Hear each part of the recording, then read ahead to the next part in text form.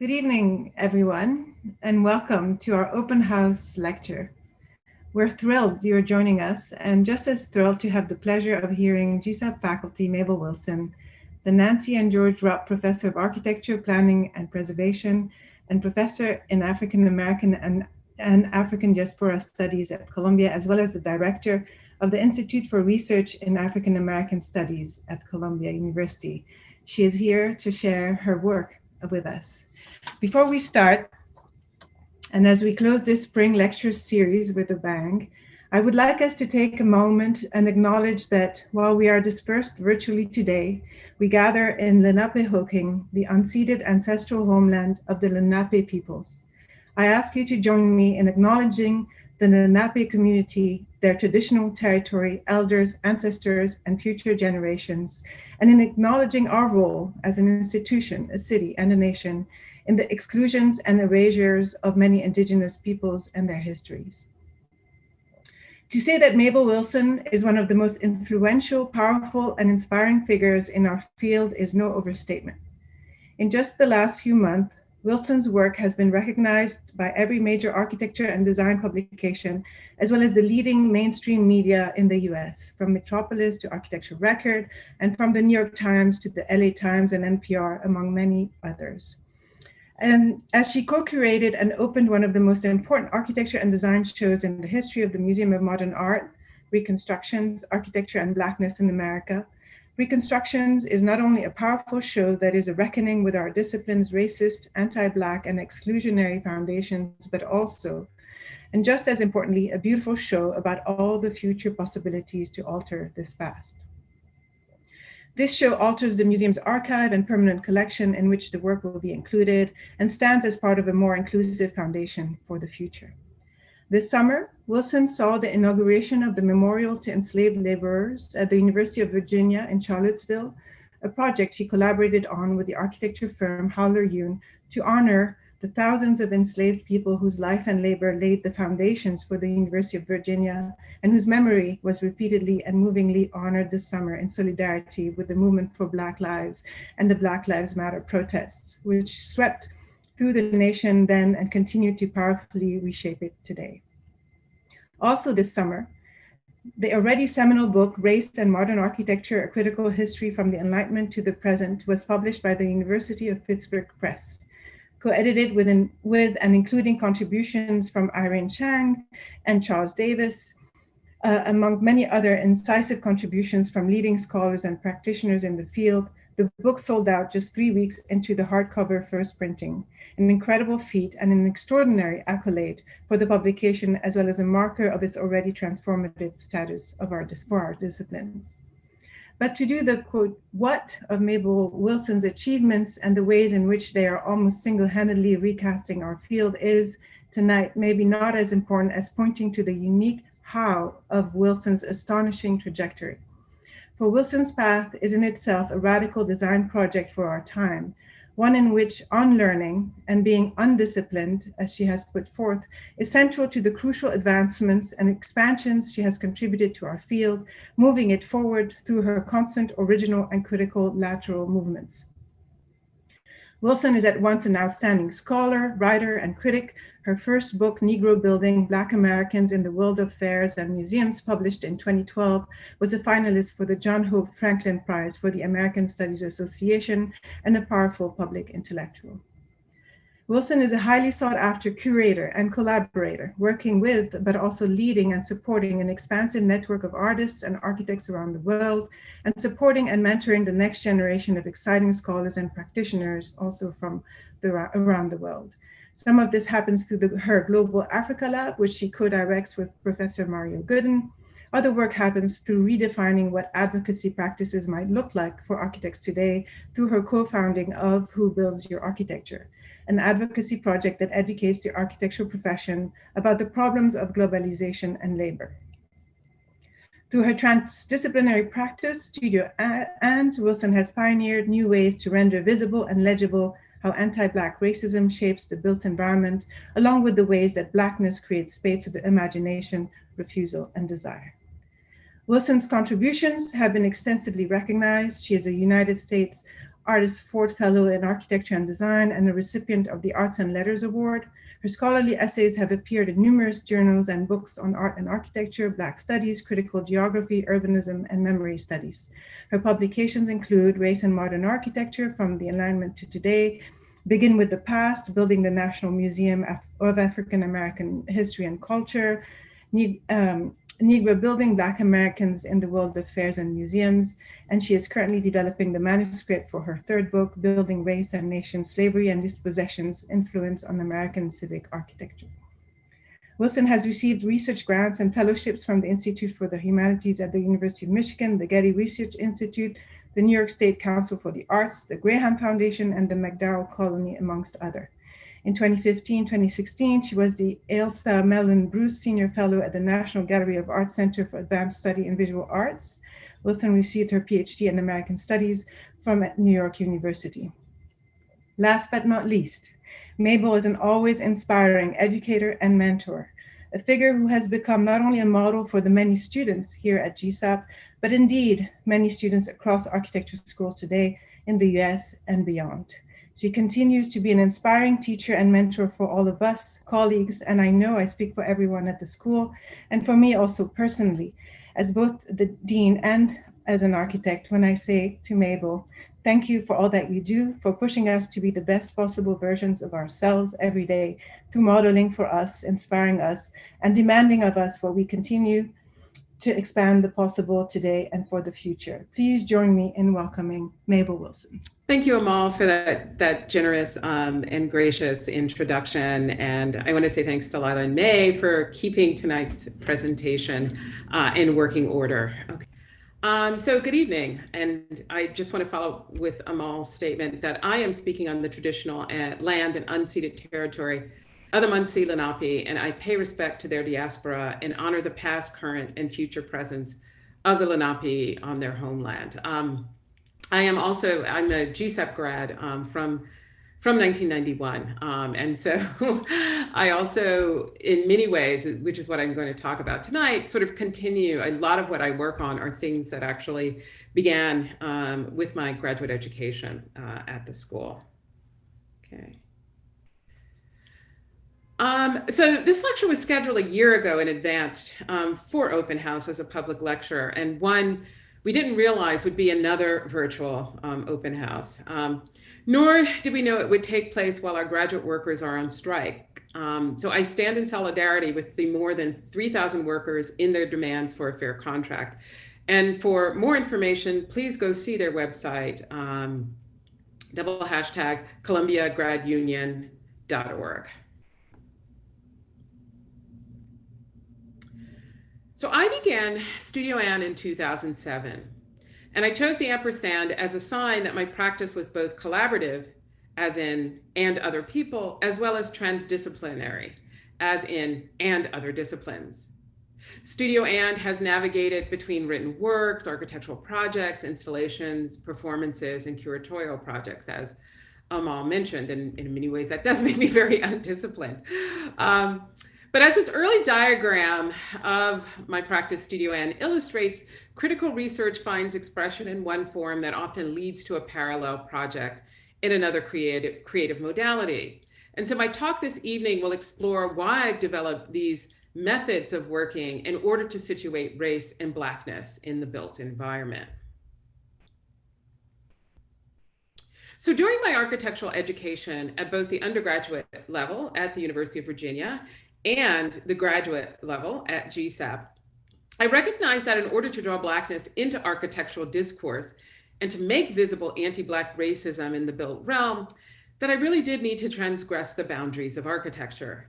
And to do this, I turned elsewhere, to art, to critical race theory, to Black studies, to poetry, to literature. And early on, it was the work of Toni Morrison who provided critical methods and deep theoretical frameworks for my practice. And so in her essay, Black Matters, she wrote the following quote, which I've replaced with the word architecture.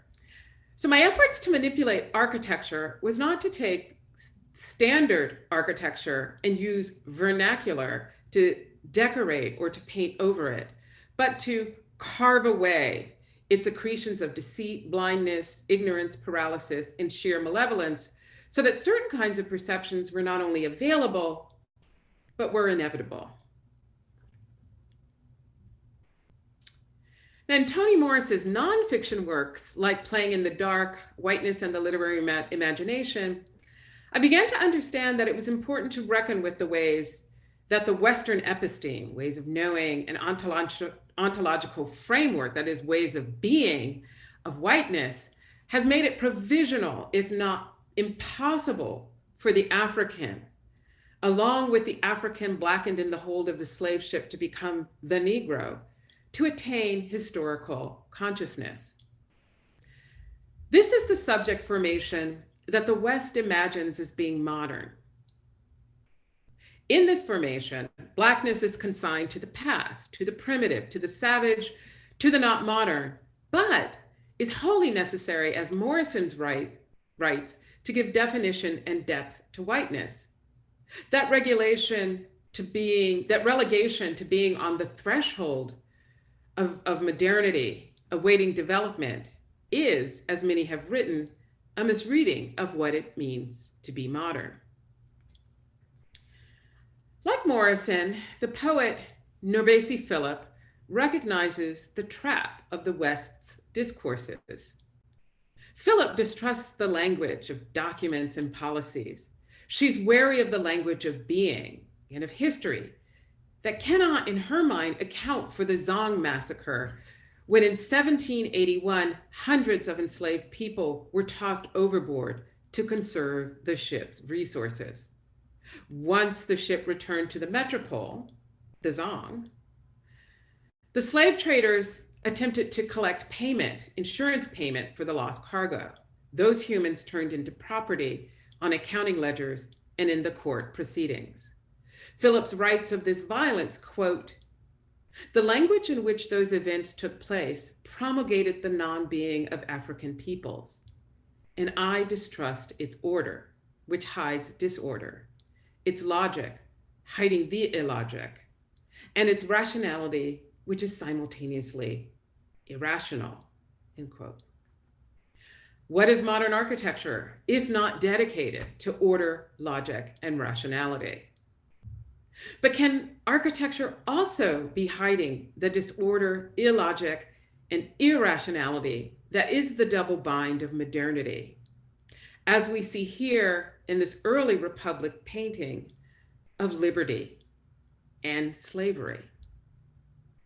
The discourse of architecture, its representational tools, its historiography, its dependency within state power and racial capitalism, its aesthetics and technologies are all knotted with this double bind of racialized thinking, representations, and practices. In response to this double bind, over the last 30 years, I've engaged in a Black study, one that allows me to make visible my own history and bring Black cultural practices and sensibilities into the making of the built world. This is the ethos of dialogue and collaboration that frames my practice as I've explored recurring themes of home places, rememory, mobility, and unbuilding race. And I just want to add, I'm showing the Carrie Mae Weems and the Jennings because I'm thinking through both these images and the kind of more scholarly side of the practice I do in Studio And. So I'm going to begin with home places. In my last GSAPP studio, Studio 6, taught by then Professor Stan Allen, we were asked to unpack the single family American suburban house through techniques of collage. I chose to unpack the latent Blackness and invisible forces of anti-Black racism in that house. Now, growing up in a little white house in coastal New Jersey, this is the house seen here. In fact, my father designed this house. My entree into the world of language and ideas was through a book, Before We Read, whose pictures are shown here. And they not only reinforce gender roles, but whose whiteness was also normalized, not by words, but by images. This common edition of the Dick and Jane Primer series reinforced that even before we read words, we decode the world through images. And clearly, neither words or images are neutral. Now, for my Studio 6 project, I unpacked Toni Morrison's epigraph to her novel, The Bluest Eye, where she carves away at this type of iconic Dick and Jane primer. So note how the first paragraph introduces the single-family house of the suburb. Here is the house, its generic colors, its entry, and the family that resides there. And notice how it teaches us reading through forms of identification, types of sociality, what is aesthetically pleasing, and various affective responses. It makes learning to read possible. Now, the second paragraph, the rules of grammar, its structures, have been removed. We can read words, but without the pauses of capitalization and punctuation. And as a consequence, meaning in the second paragraph becomes more elusive. Now, in the third paragraph, Morrison carves away even more by removing the space between the words. This string of letters makes the detection of words difficult, if not impossible. And thus, reading is difficult, enunciation is difficult. This third paragraph, evokes the madness and silence latent in the Dick and Jane text. Now, in The Bluest Eye, Morrison tells the story of a Black girl, Pecola, who lives amidst untold violence and suffering. Pecola, however, believes that if she had blue eyes, like Sally or Jane, she would be beautiful, hence happy and safe. And in this story, insanity becomes her refuge. So for the studio, the Levittown house became the site of operation. A long history of white settler colonialism, which forged whiteness as property, as scholar Cheryl Harris writes, restrictive covenants and bank lending practices ensured that America's post-war federally financed suburbs stayed white and heteronormative. Why did you select Levittown to live?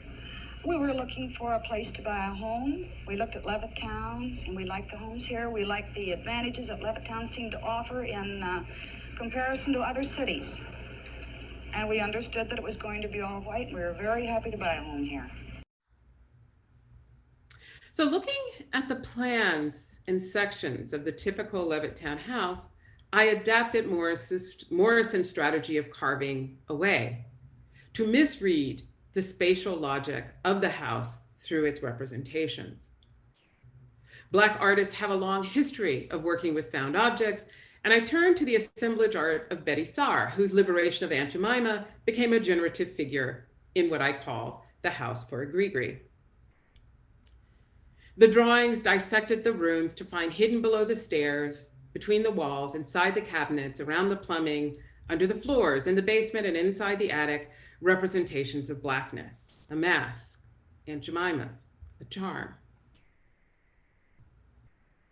Through this process that included reading the suburb and the city, where I also drew the suburban houses of the South Bronx's Charlotte's Gardens, I discovered a house for a grigri, a talisman for domestic rituals, and a container for the everyday practices of Black life. For these early explorations of Blackness, I also drew on the familiar work of LA-based artist John Outerbridge, who recently passed away in November. Outerbridge, who is my mother's brother, grew up in the Jim Crow South, another white house, though a double shotgun in Greenville. My mother and uncle grew up in a house nearby. But this is the home place that I remember. My mother migrated with my father to New Jersey in the 1950s, and shortly thereafter, my Uncle Johnny migrated to Chicago and then Los Angeles, as did many of their generation, fleeing the oppressive racism of Southern segregation at the turn of the Civil Rights Movement. As they moved, they brought with them a rich culture of making things, of making a way out of no way. And as I have written, quote, home places can travel like people in packages. Any place you collect objects of remembrance, model ships and family photographs, or practice rituals of everyday life, cook fried fish from old recipes, or make lye soap, All of these things serve as spiritual entrees back to one's home place, end quote. So my Uncle John eventually settled in Los Angeles in the 1960s and joined a cadre of artists that included Betty Saar, David Hammons, Noah Purefoy, and others who made revolutionary artistic statements from the detritus of the Watts Rebellion of 1965. My Uncle John built full-scale installations that found beauty in urban blight. With architect and photographer Peter Tolkien, who's a GSAPP grad, he was a classmate, we spent a day in the mid-90s talking with my Uncle John about how he not only made art out of everyday life, but also architecture. He was a painter, a photographer, and a mean blues flautist. He found art in many things, including the culinary, and we shared the sweetness of grilled catfish while the soulful strains of John Coltrane drifted through his studio in South Central Los Angeles. A is for artists, doors for vintage VWs.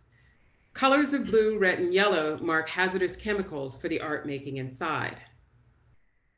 Doors with holes, artwork on white walls, window framed by the aesthetics of urban blight. The fragments of rag on one side of the wall, a towel bar on the other side carry rags for washing dishes. Screws as buttons on In Search of the Missing Mule of 1993. Screws marking an asymmetric rhythm connecting two countertops. The studio space was deep like Sun Ra, and it was deep like my Uncle Johnny's legacy. Over the long arc of the Great Migration, thousands of Black Americans like my parents and my uncle moved to and transformed the places to which they arrived.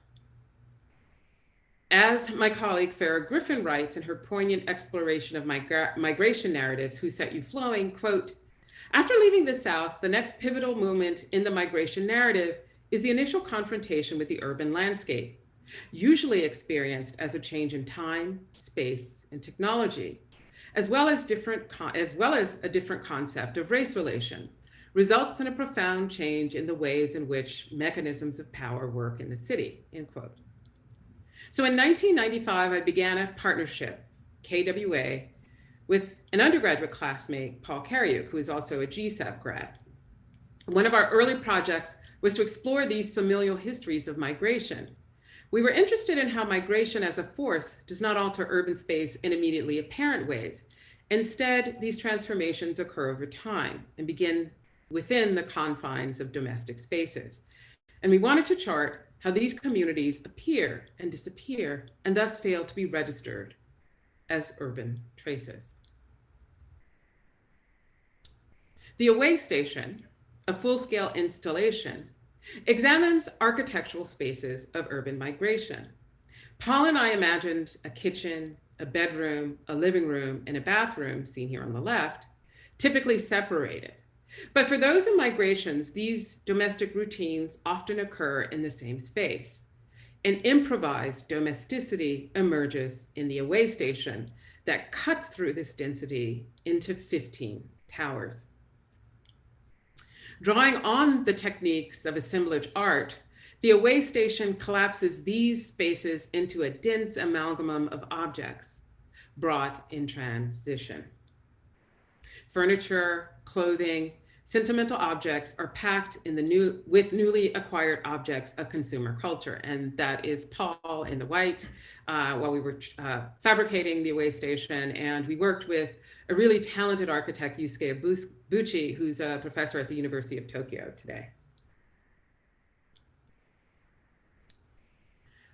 For some of these way stations, a hotel room, the residence of a friend or family member, or perhaps even a refugee center, it's a point of transition before a point of return to their home, before a return to their homeland, or a point of transition along a path of adaptation.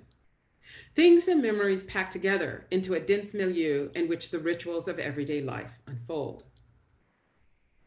The Away Station's 15 towers could be unpacked according to the space that they inhabit. and can adapt, like the migrant, to the unpredictable circumstances of site, such as here at Storefront for Art and Architecture, where they were first displayed.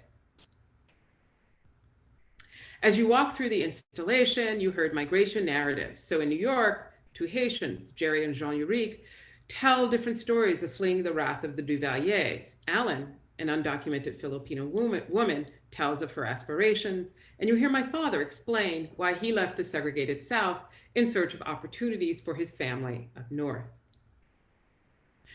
For our exhibition in San Francisco, a Colombian woman who migrated from Peru seeking independence for herself and her family tells her story.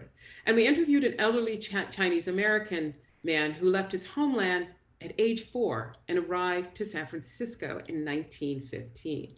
And for Los Angeles, when we exhibited there, we interviewed my Uncle John about his journey westward from North Carolina to Los Angeles. In these interim homes, these way stations, people establish domiciles that are situated between the memories of the homelands from which they recently fled and the imaginings and desires of the places they aspire to be. Memory. How do you build places for remembering, suturing together the past from the archives and sites of slavery, which still bear the traces of the physical, epistemic, and ontological violence of enslavement? Toward this task, colleague Saidiya Hartman writes, quote, "I want to tell a story about two girls capable of retrieving what remains dormant, the purchase or claim of their lives on the present, without committing further violence in my own act of narration. It is a story predicated on impossibility, listening for the unsaid, translating misconstrued words and refashioning disfigured lives, and intent on achieving an impossible goal, redressing the violence that produced numbers, ciphers, and fragments of discourse, which is as close as we come to a biography of the captive and the enslaved," end quote. And this is from her essay, Venus in Two Acts. The city can also be carved away to make extant histories like the African burial ground, an 18th century slave cemetery, which was located outside of what was then Manhattan's defensive walls when the city was a busy port in the transatlantic slave trade in the British colonies. In 1991, when contractors were digging the foundations for a 40-story federal office building in Lower Manhattan, the remains of thousands of enslaved peoples were encountered. Coalitions of community groups and politicians launched a decisive battle to force the federal government to halt the removal of all of the remains, which they had determined would render the site ahistorical, and then allow the government to continue construction. The careful archaeological review of the remains revealed that rituals of burial still reflected a presence of diverse African cultures in New York City. For instance, the Black community of New York City interred many of the bodies with their heads facing east, and they placed cowrie shells and pins as ritual sacraments that ushered the dead into the next life. So with Paul, KWA were competition finalists to design a memorial at the African burial site. We worked together with landscape architect Walter Hood to imagine the site as a garden whose caretakers, the descendants, and I mean in quote because we don't know who the descendants are. So the descendants of New York's enslaved community would tend the grounds of native and medicinal plants. Through their care, they would also tend to the memory of their African ancestors. Made of stacked transparent and colored bricks of cast glass in a cortined steel frame, the spirit catcher formed a bridge between the city and the sacred ground. And it became a threshold between the descendants and the ancestors. Surrounding the site, an enclosure of cortined steel posts stand as sentinels over the sacred ground. Enslaved Africans were granted permission to bury only after dark, and so they lit fires to illuminate their rituals of burial that took place outside of the city walls. So for the memorial, we wanted to fashion a space that recalled these bonfires whose illuminations at night would form an ephemeral meeting ground for both the living and the dead. But there are other histories that are invisible and lay buried. When it opened in 1826, UVA's Tin Pavilion, seen here, housed faculty and family. Its lawn rooms boarded 125 white male students, and the verdant swath of the terrace lawn was crowned by the rotunda, the centerpiece of the ensemble that housed the library. In his plans for the academical village, Thomas Jefferson, signer of the Declaration of Independence, the second governor of Virginia, the third president of the US, nearby plantation owner, and owner of 600 enslaved men, women, and children over the course of his life, brought together an exclusive community at UVA in an environment he designed to be conducive, quote, to health, to study, to manners, morals, and order, end quote. When I was an architecture student at UVA, what was silent in the official historical narratives about the university's antebellum period from 1817 to 1865 was mention of the academical village's dependency on an equal number, roughly of 150 enslaved people. And as we see here, an enslaved woman is taking care of a white child at the end of Pavilion 9. That history hid in plain sight for 155 years. So in 2016, I joined with architects Mi-Jin Yoon and Eric Haller. Here is Mi-Jin, who is now the Dean of Cornell, seen here in the office of Haller and Yoon at our first charrette. We joined together with a conflict mediator, UVA professor Frank Dukes, seen here on the right in the blue jacket, Charlottesville landscape architect Greg Bleem, to win the commission to design the memorial to enslaved laborers at UVA, which opened this past spring. Seen here at Montpelier plantation of James Madison is Frank with Brooklyn-based Eto Otatigbe, who joined the team a year later. For over 6 months in 2016, we engaged multiple communities from within the university and in Charlottesville. And what we heard was that the memorial needed to tell the unvarnished truth in order to have legitimacy. That it needed to bring the community together to both learn and reflect on that difficult history. That it needed to express dualities, not only the pain and suffering, but also the resilience, dignity, and humanity of those who were enslaved. And lastly, it needed to be a living memorial, an ongoing memorial to acknowledge that the work of this commemorative landscape remained incomplete. It was important to convey the material presence of Black lives at UVA, as one response to our survey shared, quote, as a Black American, I feel an internal pride of gazing upon every brick, every pillar, every garden at the university, and knowing that this fraught path has birthed an undeniably beautiful present. So we must feel beauty, pride, and gratitude. Along with collecting aspirations, hearing about desired meanings, experiences, and the stories that needed to be told by the memorial, the team also researched Black traditions and spaces of gathering. And as part of our design process, we looked for cultural forms and rituals that could be translated into our design. We explored, for example, ring shouts, a low country ecstatic dance whose performers move in a circle and whose rhythms and movements connect to West African practices. The circular forms, ring shout or the broken shackle, became relevant references for us in designing the memorial. Now, we cited the memorial in dialogue with the rotunda, which sits at the highest point of the lawn, which Jefferson placed at a ridgeline of a hill upon which the university grounds were built. The careful terracing of the lawn in section allowed Jefferson to create pavilions that were 2-story on the lawn side, but 3 stories on the garden side, creating a lower level walkout basement, which housed the spaces for the labor of the enslaved. The spaces behind the pavilions, enclosed by the famous serpentine walls, were work yards where enslaved laborers where the enslaved labored to chop wood, haul water, wash clothing, slaughter animals, and slaughter animals. And Jefferson understood slavery to be abhorrent and thus employed architecture in the architectural section to conceal it.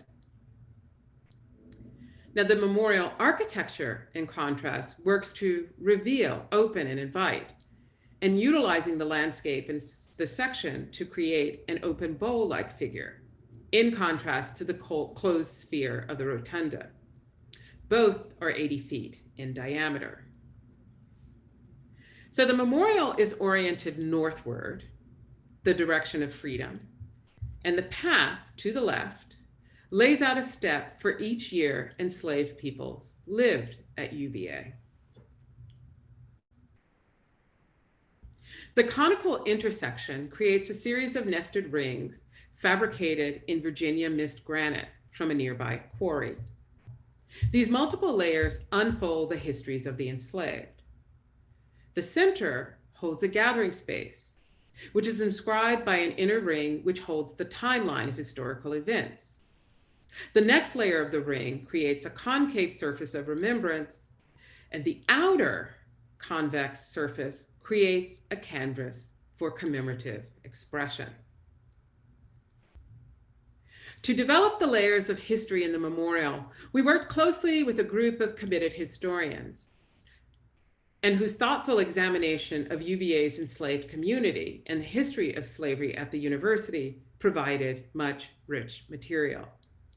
To name names, to tell the story of the enslaved community, required that we engaged in an archive of work ledgers and personal letters, the numbers and ciphers, as Saidia wrote, of the slave owners. And as such, it is an archive of daily life, one laced with silences and violence. And seen here, you could see the note, extra hands at Christmas.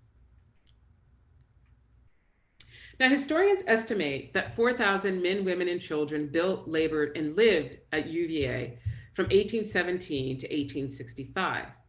But we know very little about the details of their lives. But all are recognized by memory marks, which are arrayed across the inner arc of the memorial. For most of the 3,111 persons, to be exact, the archives do not record a first name or a last name. As the spreadsheet on the right shows, we found records for 889 persons.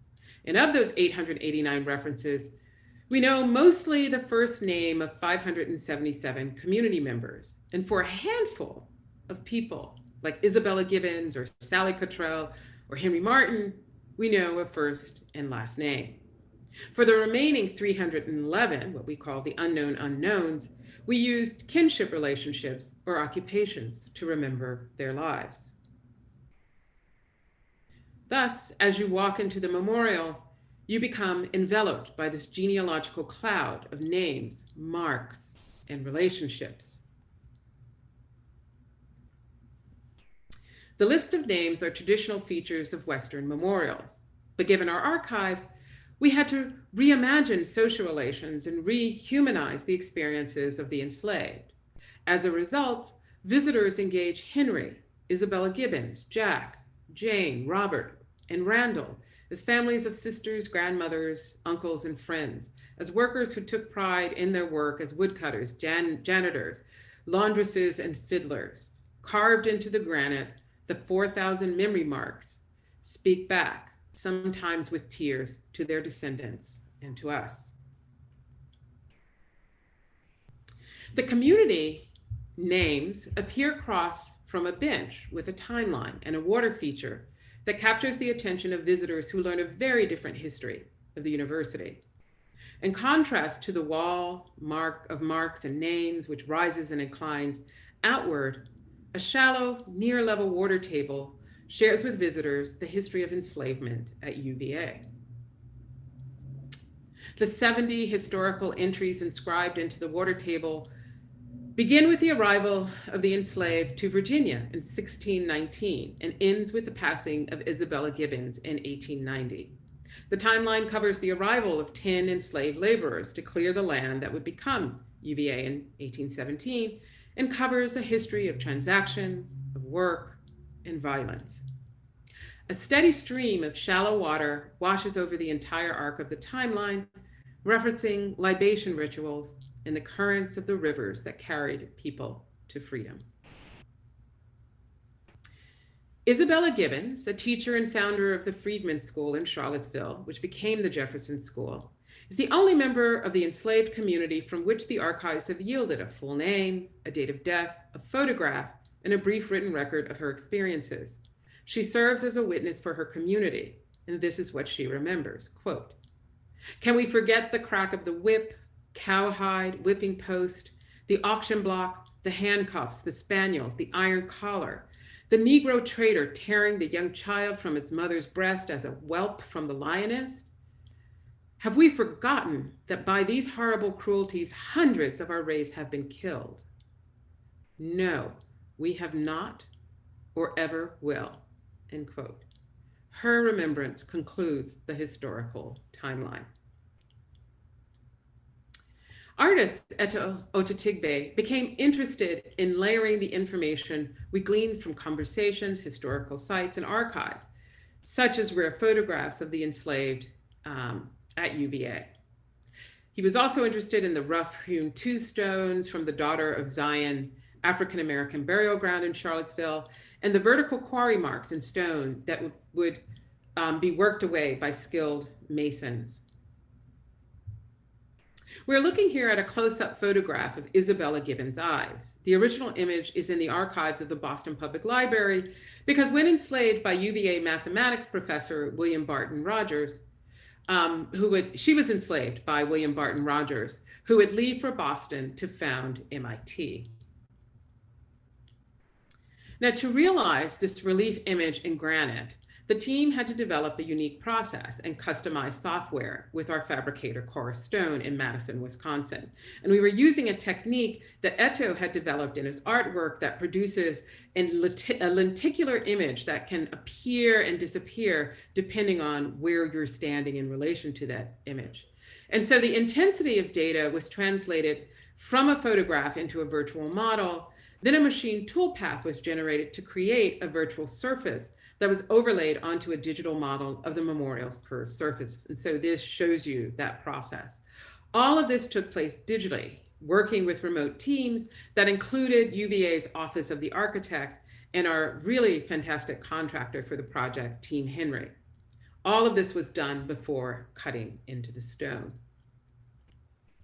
Visible to the public on the exterior surface of the memorial, Isabella Gibbons' eyes are symbolic of all those who were enslaved and their descendants who continued to witness the social transformations and upheavals in the fight against anti-Black racism.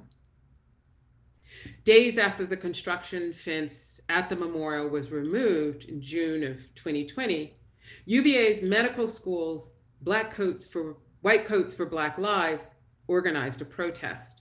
The group took a knee for 8 minutes and 49 seconds in remembrance of the murder of George Floyd, a gruesome reminder of the violence and injustices that persist in the wake of slavery.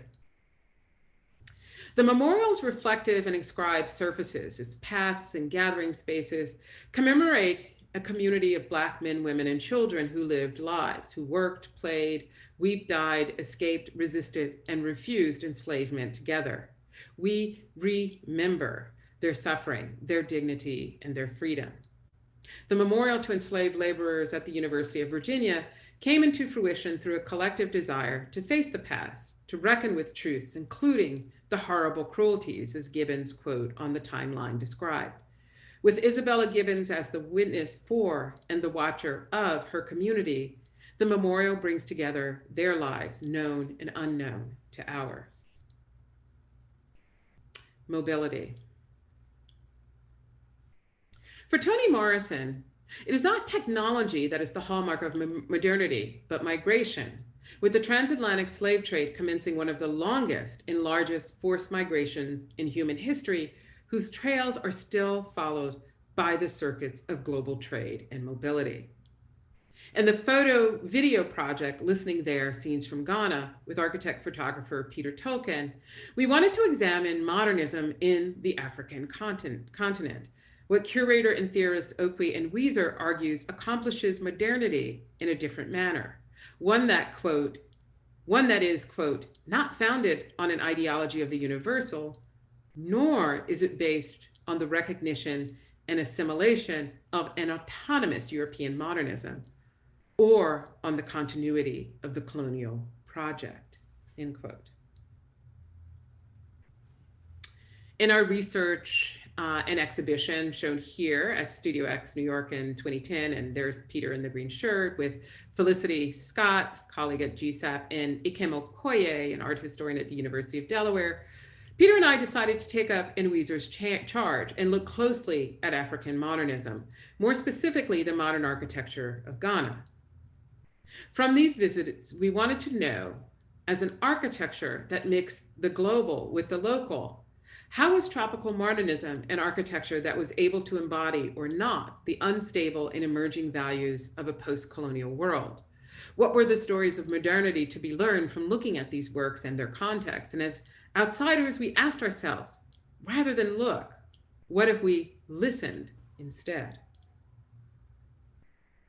So this grid of photographs depict two single-family residences for the Ghanaian elites from the early 1960s. The upper two images is a residence for a prominent businessman. It was built in 1962 by the British architect Nixon Mbores. The house's owner, Mr. Pepera, took us to meet one of the architects who at the time still practiced in Accra. The bottom are two pictures of the private residence of the Australian architect Kenneth Scott and his wife on the right, a former Ghanaian diplomat who was then at the time a judge. These three images are the American Embassy in Accra by Harry Weiss and Associates of 1956, and is decommissioned and now houses the Ministry of Women and Children's Affairs. It's a unique structure of pilotis that makes its entire base public and open to visitors, and is symbolic of a post-war approach to diplomacy, a new internationalism that was undertaken with the recalibration of old empires. However, as we all know, by the mid-1960s, American involvement in places like the Congo at the behest of corporate interest would be responsible for the downfall of these first democratically elected regimes. And in 50 short years, the US's architectural approach, as we traveled around Accra and we saw the new embassy, had transformed from communication and dialogue with others to a kind of fortressing of disconnect and control. This last group of images, which were the last grid in the show, is a cross-section through time and space of what we saw. Fry Drew and Associates designed Prempeh College in 1955 to educate 450 boys, and this is the image on the left, and we found it still in use as a school, reflective of its programmatic resilience. And in the middle is one of the slave dungeons from Elmina Castle, one of the Gold Coast's busy slave forts, and it shows a Ghanaian tourist observing the interior. This is a node in the violent transatlantic slave trade, and unmistakable in their scale. The slave forts are now destinations for groups of tourists, particularly African American groups who try to return to reconnect to their roots. But as Saidiya Hartman eloquently writes in Lose Your Mother, a book that Peter and I read during our travels, it's impossible to return home because time has irrevocably transformed both worlds. And on the right, we see that at every corner in the towns and cities that we visited were peppered with cellular communication networks and brightly colored kiosks vending phone cards. This emerging architecture of the street signifies a new infrastructure whose architecture is that of a global aesthetic that implants itself anywhere and in any city, with the logics of high modernism and the international style recalibrated to globalization. We listened and we heard many stories of other modernisms of Africa.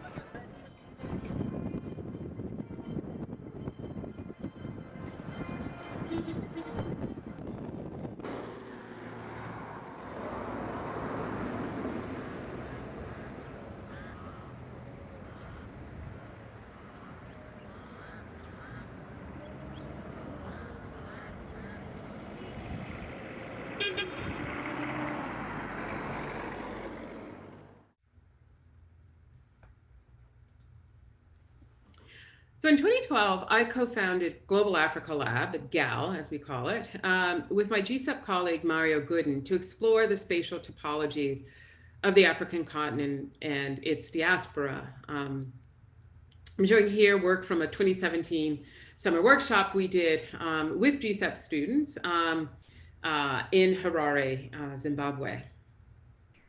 So in 2017, we were invited by our colleague and former Studio X Johannesburg director, Mpho Matsipa, to contribute to her groundbreaking exhibition, African Mobilities. This is not a refugee camp, at the Architekturmuseum at the TU in Munich, Germany.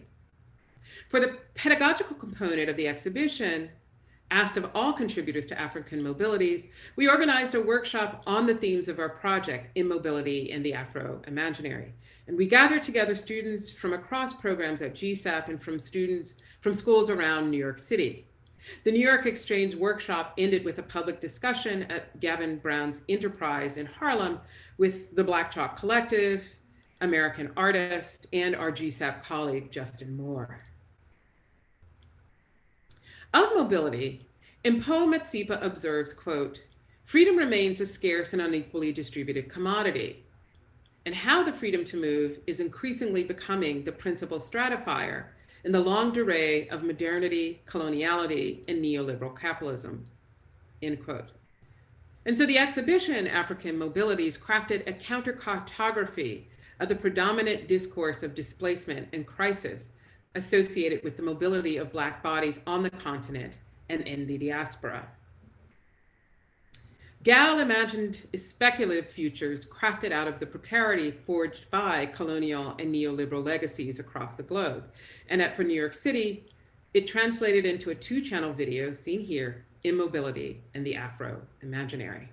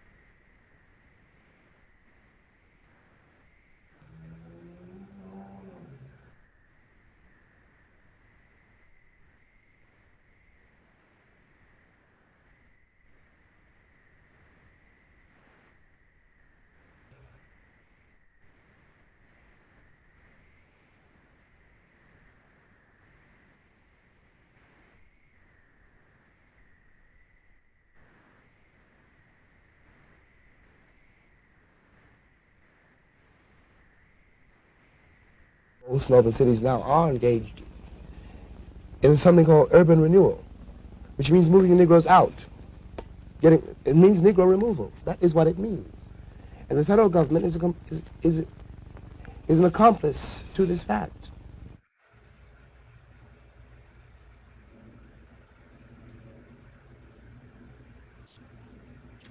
But Black peoples have taken to the streets regardless of efforts to curtail mobility. The project Marching On, The Politics of Performance, explores the histories, driving forces, and legacy of marching and organized forms of performance. Commissioned by Storefront for Art and Architecture in 2017, architect and GSAPP colleague Brian E. Roberts and I created a research project, performance, and exhibition that explores the crucial role of the community's collective movements as acts of cultural expression and political resistance. Our collaborators were the youth performance group, the Marching Cobras of New York City, a Harlem-based after-school drumline and dance team that continues the tradition of early parades and draws heavily on the theatrical flair of Southern historically Black colleges and universities, alongside the beats and choreography of hip hop. With the Cobras, we discussed the history of marching, many of whom were unfamiliar with the origins of their art form. They also asked us very difficult questions like, what is lynching, for instance? And with us, they shared their stories of why they joined the Cobras, with many starting as early as 6 or 7 years old and remaining with the group into their early 20s. The Cobras offered many of them a creative medium that challenged the criminalization of Black youth in public space.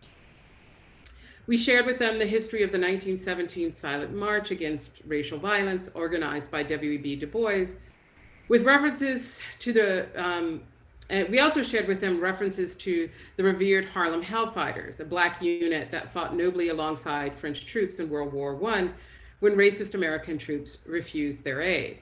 Talented musicians like James Rouse of the Hellfighters brought jazz to Europe. And when they returned to a country who still saw them as less than human, the streets, except in the streets of New York City in 1919.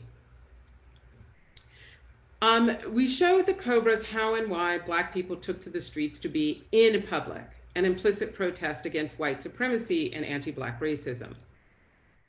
We discussed how the Marching Cobras paid tribute to the exuberance of drum lines from back in the day and the marching bands of HBCUs, like Florida A&M on the right. We collaborated with the Cobras to develop an opening sequence of the performance of tight linear formations that echoed these historical strides and cadences. Rehearsing these traditional steps and drills was very new for them, one in which they delved into the history of these gatherings and its connection to political protest. We designed costumes, you see Bryony here on the left, with the drummers representing the Hellfighters, and they wore olive shirts and pants that referenced the uniforms of World War I, and the dancers, in contrast, wore all white, alluding to the women who walked in the silent parade. Black communities forged a public presence in places like Harlem's Marcus Garvey Park, where the longest standing institution has been its Saturday drum circles, which anyone can join in or observe. Rapid gentrification in Harlem has brought noise complaints from new residents, particularly about the drum circle. And so Marching On called attention to this community history and the importance of performance as a means of claiming public space in this transitioning and contentious site. So we presented Marching On in Marcus Garvey Park in November of 2017 as part of Performance 17, an international performance biennial. And needless to say, we made a lot of noise. So I'm going to share a short clip of the performance.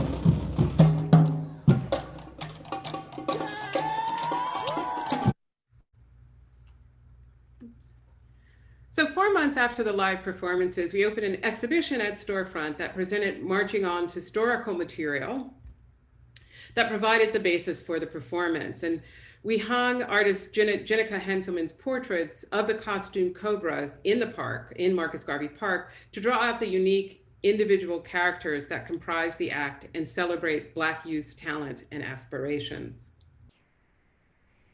For the exhibition's opening, the Cobras performed to a rousing crowd of over 100 spectators on the Lower East Side's narrow Kinmare Street in front of Storefront. The Cobras, drummers, and dancers performed without a legal permit because there was, once again, neighborhood resistance to these sounds. But we took to the streets and marked on, Black and proud. Unbuilding. 3 weeks ago, the exhibition Reconstructions, Architecture and Blackness opened at the Museum of Modern Art. Co-curated with Sean Anderson, along with our curatorial assistants, Ariel Dion-Krosnick and Anna Burkhardt. Because Reconstructions explores Blackness and anti-Black racism, its curatorial ethic not only challenges disciplinary practices, but also institutional histories. Anti-Black racism, we're interested, the show explores anti-Black racism and how white supremacy shapes the built landscape, as seen here in HOLC redlining maps. This is of Queens, New York in the 1930s. And thus the impoverishment produced by that imprint of spatial, architectural, and urban inequity by design can be seen in the overlay of a COBIT map that Studio Ann produced for the exhibition's field guide. And yet, in the midst of the degradation of anti-Black racism, Black peoples found and made spaces of beauty, dignity, and joy, seen here in this Gordon Parks image. Reconstructions, 11 architects, designers, and artists created projects exploring Blackness and the legacies of anti-Black racism in cities and towns around the US. And this map juxtaposes those sites with the all Black towns and freedom, sometimes known as freedom towns, settled after the Civil War. We ask the group to consider scales of the body, the porch, the street, spaces of beauty, knowledge, liberation, grief, desire, violence, and sites in 10 cities, including New York, New Orleans, Los Angeles, Pittsburgh, Nashville, Syracuse, Oakland, St. Louis became Kinloch, Missouri, Atlanta, and Miami. And here's what emerged. It has been really hard for brown and Black people to imagine a future in this country. It's been a real challenge because Black people in America are not given the space to even just be. In order then to think about possible futures, somehow we have to reimagine ourselves in new places and then find ways to get there.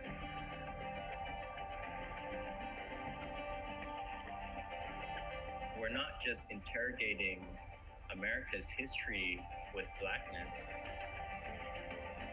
we're interrogating architecture's history with Blackness.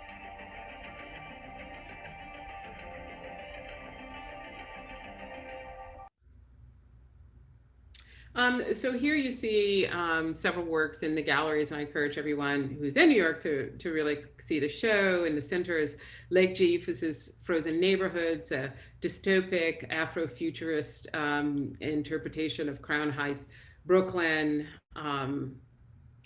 Here we see Mario Gooden's Spaces of Refusal on the left, his protest machine for Nashville. To the right, hanging is Felicia Davis's responsive textiles. That is fabricating networks in the Hill districts of Pittsburgh, and in the back wall we see Amanda Williams, who's teaching at GSAPP this semester.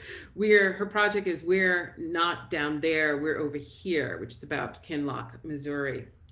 Elsewhere in the gallery, you can see things like Sekou Cooks, We Out Here, Rebuilding Syracuse, and to the left, Jermaine Barnes's deconstructed spice rack and for his spectrum of Blackness in Miami. To hang out of the gallery, forming a threshold to the exhibition, the Black Reconstructions Collective created a powerful 10 by 10 foot manifesting statement that commits, as it says, quote, to continuing this work of reconstruction in Black America, end quote. The first day of the exhibit, everyone came out, Blackness in all of its beauty. So by definition, the studio is a place of study. And in that sense, my practice has been dedicated to what Fred Moten and Stefano Harney have called fugitive planning and Black study. After all, study doesn't engage what is known, but rather, as a speculative practice, it engages the unknown and allies with liberation as a spatial practice, a belief my collaborator Mario Gooden forges in his work. Studio Ann has been dedicated to making spaces of collaboration, connection, and exchange through bonds of kinship, love, and mutual support. Thank you. Thank you. Thank you, Mabel, for this incredible lecture. It was really wonderful to learn more about your personal trajectory and the history of your family and your home, and then to kind of see the weaving of this personal story with and biography with kind of connections across time and space, geographically, globally, different cities around the US and beyond. And then, of course, histories of migration, of slavery, and of marching and protest today. Just, you know, incredible depth and breadth, and also sort of, I mean, to use the term expanded practice is really a kind of understatement for the extensive mediums and media that you've engaged in your work as really an architect, an artist, and scholar.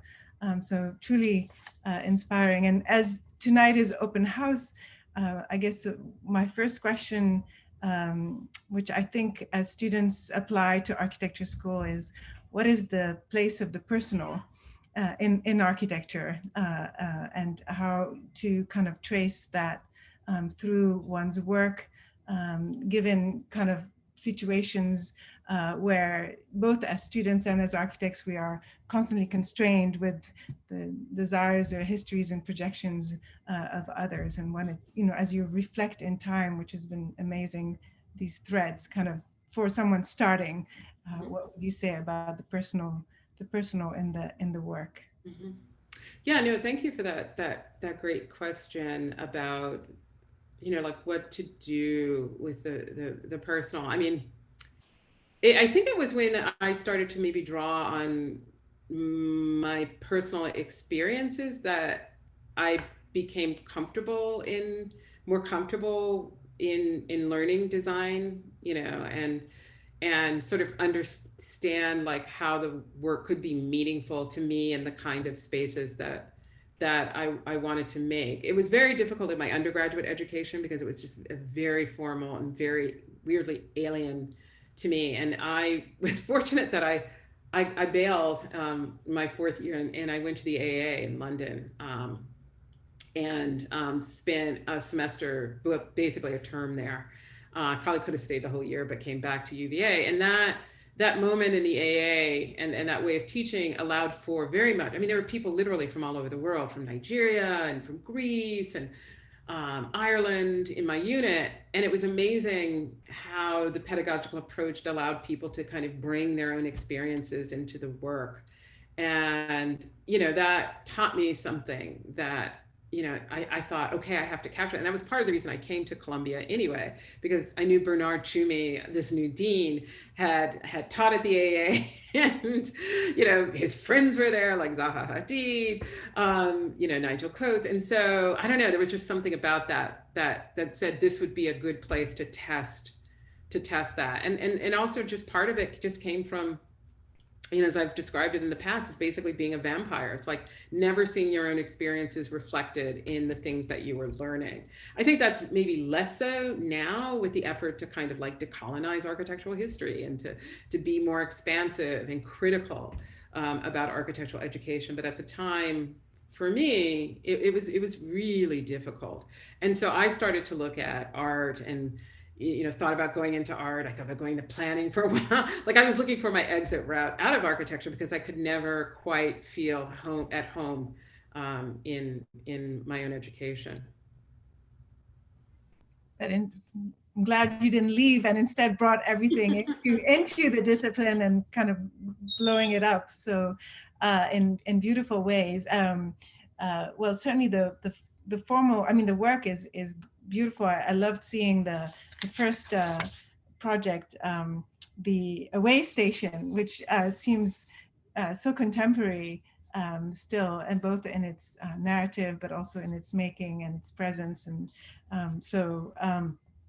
but at the same time, so, kind of tying from a personal anchored position, your work is incredibly collaborative. Every project is a collaboration with an artist, an architect, a writer, and even when you're not collaborating, you're always in conversation with Toni Morrison or others. And we are at a moment where collaboration is so central to, more and more central to education, and students want to work together in a way that they didn't, 5 years ago. And so I always wanted to hear more about that process of co-authorship through all of your projects, and what you found as a result of that engagement.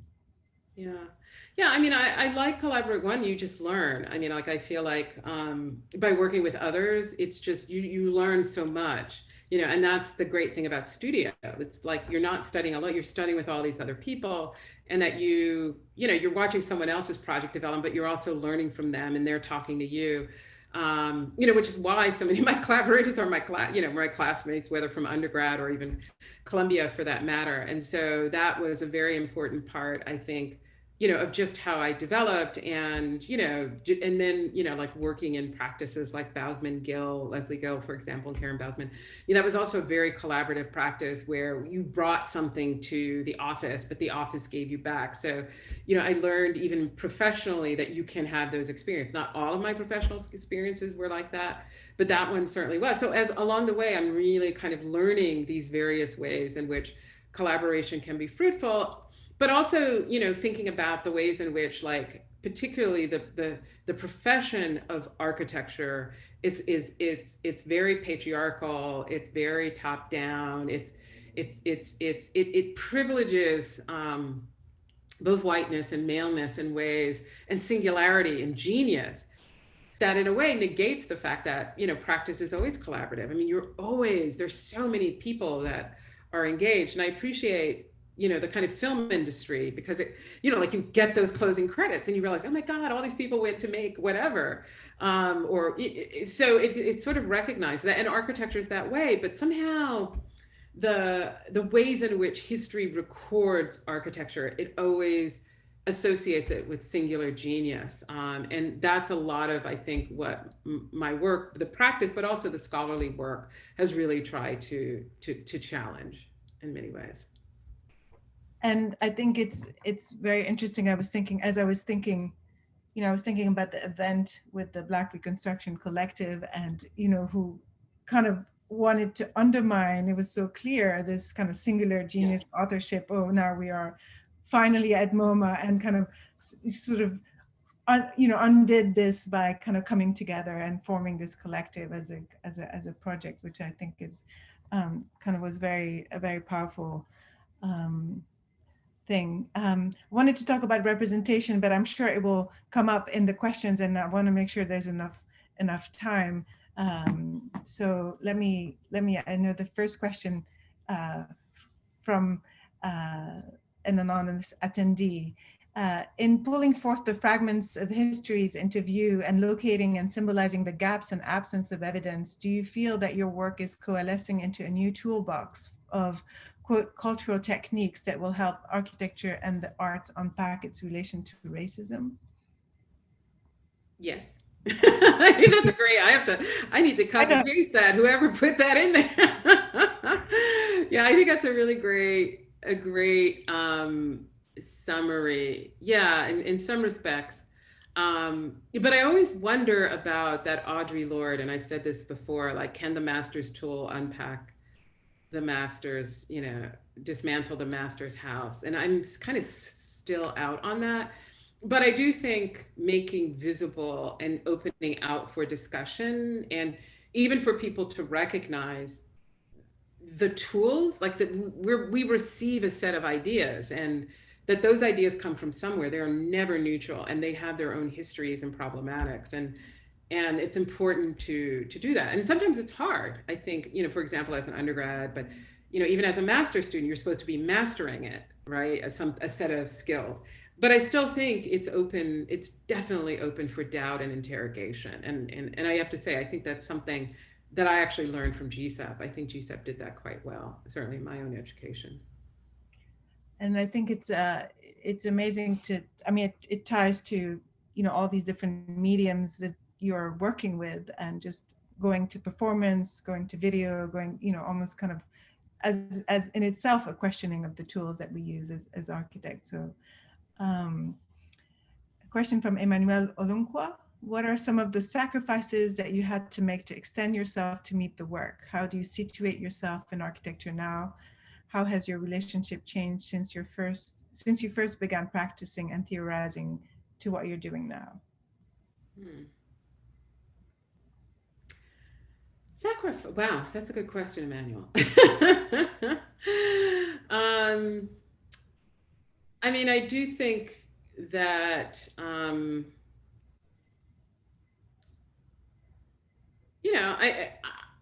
don't know if I've made necessarily sacrifices. I feel like I've taken risks, more so than I don't think I've really, I mean, that's an interesting question about this question of that. So I'm gonna have to think about that for a while. But I know that I have taken risks. Like my PhD is in American Studies, not in architectural history. It wasn't because I didn't want to be in architectural history. I just don't think the field was ready to deal with race. And so instead, I ended up going to American Studies, and I was terrified because, I had 2 degrees in architecture, and I hated writing, and I still hate writing, and I find it very intimidating. But to go into a humanities field as an architect was just, it was a huge risk. But because it was so unfamiliar, I gained so much in that experience. And then, got to study with like amazing people like Robin Kelly and Andrew Ross and Lisa Dugan, and classmates like Alondra Nelson and Devarian Baldwin and Jerry Filler. I mean, I just, ended up with just this amazing cohort of people, interlocutors that, just helped me expand the scope of my thinking. And so, I think there were a lot of risks, and there was always that sense of like failure, potential failure. And when you fail, you do learn something. And so that's, I think that's important. Take risks. We'd like to encourage that, certainly. Two questions that are similar on what would you recommend in terms of literature or books that were pivotal to your career, or ones that you feel shaped, nuanced your political understanding, interrogation of architecture? This is from Azania Umoja. Important books. It's a range of, I mean, certainly I think Toni Morrison was really important for me. Playing in the Dark was something I went to early on. And, I had classmates, Columbia classmates, that actually Scott Slarsky gave me The Bluest Eye, and he was like, you really need to read this. And I had not read much Morrison. I had another, Peter Tolkien gave me Cornel West, for example, because he had a background from Cal Arts in photography. So he was reading all kinds of great stuff. I would say influential, I find Rosalind Deutsch's work, Evictions, was really important in thinking about the public realm. I would say other important books. Mark Wigley's essay, Untitled, actually, in Sexuality in Space, just like architecture, just blew my mind. It was a really important text for me to read. So that's another one. Thank you, Mabel. Two kind of other related questions, one from Gabrielle Pereira, which is more of a comment, and then I'll read the question. Mabel's presentation is very impressive. I'm Gabrielle Pereira. I speak of Brazil. I'm a professor at the Faculty of Architecture in Salvador, Bahia, and a member of the Coletiva Terra Preta, Black Earth Collective. And there is great resistance in situating architecture, Brazilian architecture, inserted in the racial environment. The idea of Brazilianness is anchored in the myth of racial equality, and it seems to me an issue that makes it even more nebulous. In the case of Brazil, to make this discussion emerge due to the different way in which racism operates here. It's a comment, but you can read it to Mabel. I'd appreciate it. And sort of tangentially, from Dori Renilis, as a footwear and textile designer, my heritage tends to emerge in my work in subtle, modern ways. Is there room for that in architecture, being that the history of the built environment of my home, the Caribbean, was erased by Eurocentric design? Yeah, no, those are great. I mean, thank you for coming to the virtual. I mean, I like these virtual lectures. Literally, people from all over the world can attend. And actually, in terms of Brazil, I've been once to Salvador de Bahia, and would love to go back. And was just looking at my slides recently because the person that I went with, who is a classmate, passed away. A GSAPP classmate passed away recently. And so I was looking at our trip to Salvador, which is really remarkable. But I found another really important text for me was Denise da Silva Ferreia's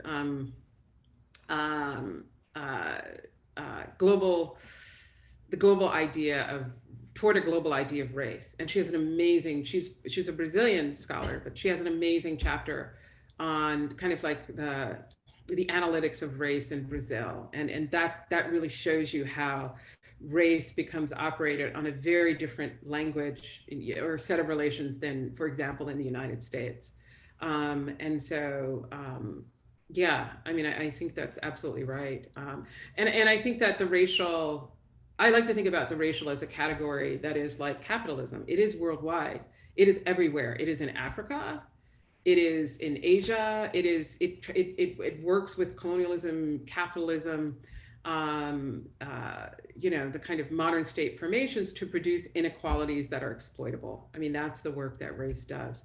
And in terms of just expression, I mean, I like to think that I'm not looking for like an aesthetic, an African-American aesthetic, or, you know, like some of my early writing and work kind of pick that apart. I think there are sensibilities, but I don't think it's a monolith.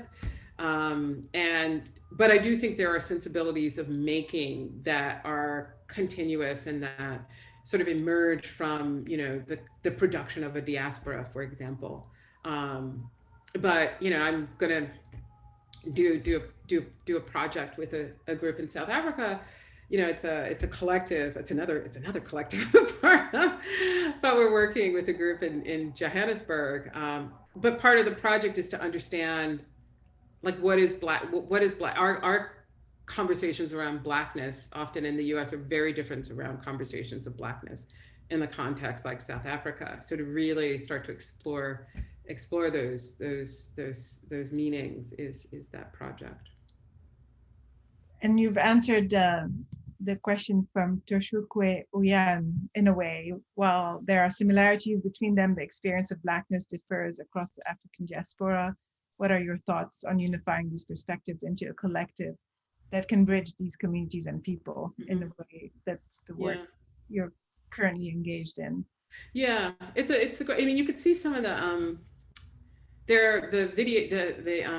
recordings of this group, which is called the Practicing Refusal Collective, which was started by Saidia Hartman and Tina Camp. We have a project called the Sojourner Project. And so there's a website, and I think some of the videos of these conversations can be found there. And that's kind of part of the conversation that we're sort of trying to ask. Maybe one last question. Could you please speak about your experience with academia and need for decolonizing pedagogy curriculum in the classroom? From Viren Brumbat. Yeah, I mean, I think there are, I mean, there's so many tiers, I think, to institutions. You know, I've been working with MoMA, which has its own institutional structure, histories. I did some small work with the Natural Museum of American History. American Museum of Natural History, sorry. And then working with an institution like UVA, and you see how power is structured. You see the histories of these institutions and what does it mean to kind of question those power structures. And it's work, and it seeps into everything, from, the classroom to pay to, and there are all sorts of inequalities. And I always like to remind people that you can't think about the racial without addressing patriarchy, without addressing sex.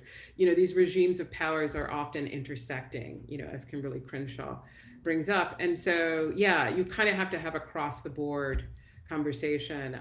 And the Black faculty at GSAPP put out a statement, Unlearning Whiteness. And, Amale's been very supportive of engaging the faculty and the students in, asking that question. And it's produced, I think, some really interesting outcomes over the course of the year in regards to that. Yes, it's been really important, incredible moment for the school. So, well, thank you, Mabel, for this incredible talk. And I feel it's an amazing lecture that hopefully has allowed you also to put pieces and parts together, and feels like a very strong ground from which to build, and can't wait to see what's next, and bringing yourself as an artist, scholar, practitioner, architect, to continue to contribute in amazing ways. It's been really inspiring, and I'm sure our prospective students and faculty, I'm sure, incredibly inspired by your work. So thank you so much for a really wonderful presentation. Yeah, no, thanks for the invitation, and thanks for the support, Amale. Yes, and hopefully we'll be together soon physically, and we can invite our colleagues from Ghana and Brazil to join us in Avery. So thank you, everyone. Bye. Thank you all. Thank Take you. care.